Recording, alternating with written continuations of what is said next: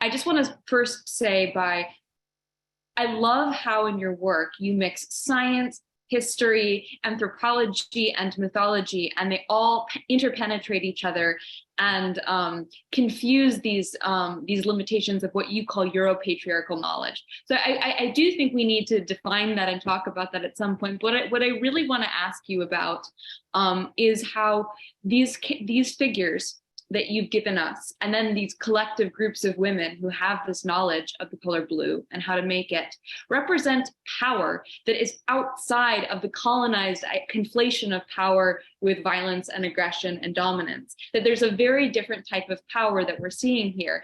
And you've developed an actual term for this that is that also, I read your original essay, Oyalogy, okay. And I thought it was very interesting how that essay became exousiance.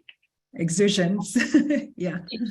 Exousiance. And I was wondering if you could talk about Oya and talk about exousiance and how there is a way to wield power. And this goes back to the session we just had, which is, it's not about humans being passive and being meek. There's a way to wield power correctly or ethically. I think, it is really important to me that sort of synergy and synthesis of different fields. And it's important to me as a disruption of knowledge production and a kind of reinventing and reimagining a value system that's based on feminist values, right? And so much of patriarchal, what I indeed call Europatriarchal knowledge production, it sort of stems from this idea of there being a kind of Platonic, transcendental, better than the earth realm, right? So in whether we're talking about religions or mythologies or science, so much of Europatriarchal knowledge production is rooted in this idea that, what we have here on earth is not the ideal. It's not good enough. And there's this other plane, another place somewhere that we are transcending toward.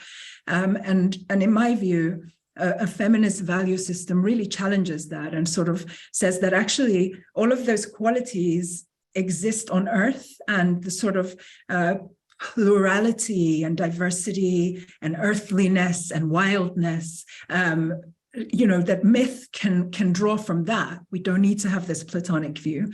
And so my combining and synthesizing science with storytelling, with anthropology, with feminist theory and African philosophy is very much, ultimately aiming to challenge, and not just a challenge, but to actually reveal how so much of Europatriarchal knowledge is a deception and a delusion, and we're being educated in ways that deceive us, not always because they are intentionally setting out to deceive us, but because they're incomplete.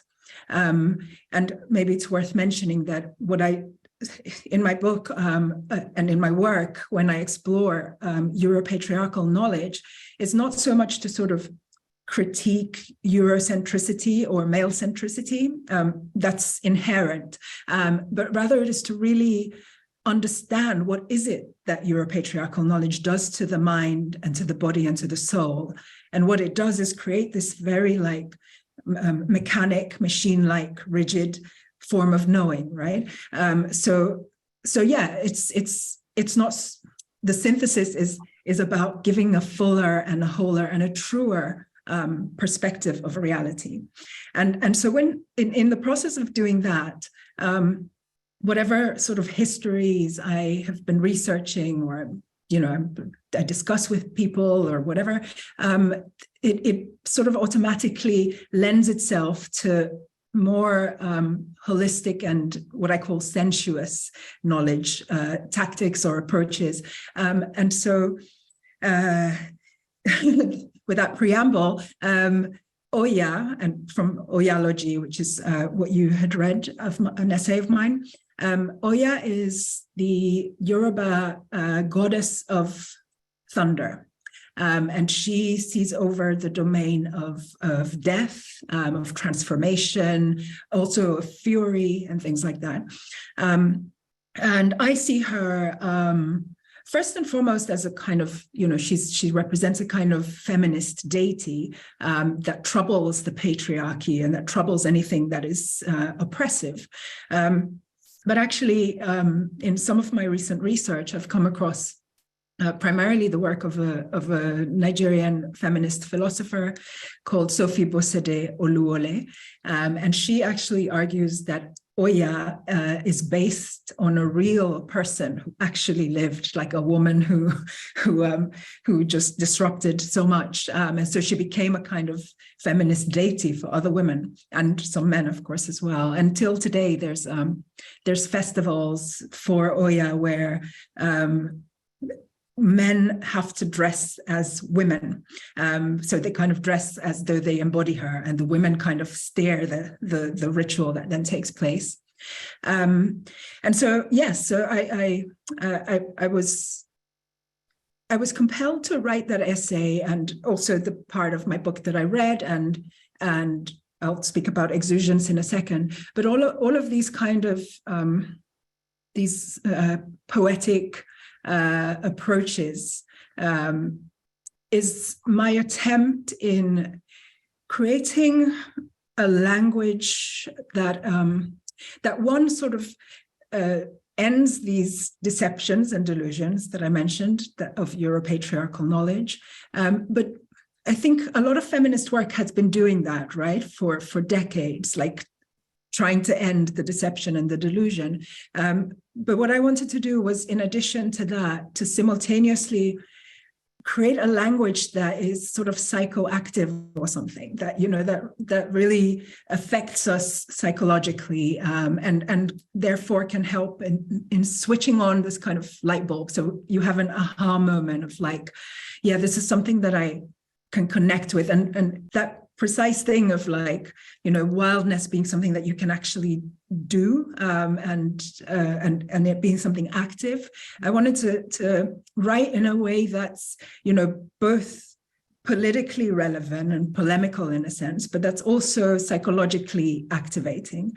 And in that realm, I think, we have this sort of, I guess, like Jungian archetypes and a lot of psychoanalytical language that has to do with myth, with things that affect the senses, like colors and natural elements, which exousiance.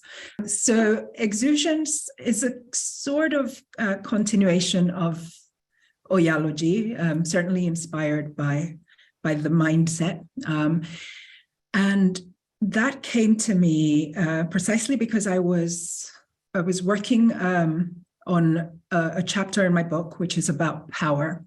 And in some sense, all of my work is about power. If I had to choose one topic that I'm always sort of engaged with, it's power. And so I was working on this chapter. It was possibly the favorite one for me. And so I was really like languorously lingering with it, working very slowly. And I was also traveling a lot at the time. And going through a challenging period in life that involved a lot of grief. So I would go to rivers. So my sort of Yoruba deity is Yemoja, and she is the goddess of the seas, of the oceans, of any sort of water bodies. And while I was writing the chapter about power, I had read about this ancient Greek term for power, which is exousia. Exousia.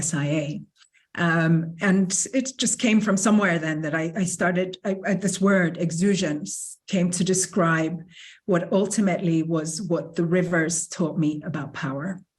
And it felt really like that kind of aha moment when I realized that there was a synergy between spending all the time by the rivers and my writing the chapter, and that the rivers were actually able to communicate, or I was able to extrapolate through observation, something that I'd been trying to understand for over a decade about power, which was, the sort of reciprocity and kind of a natural flow that power has and how it emanates from within.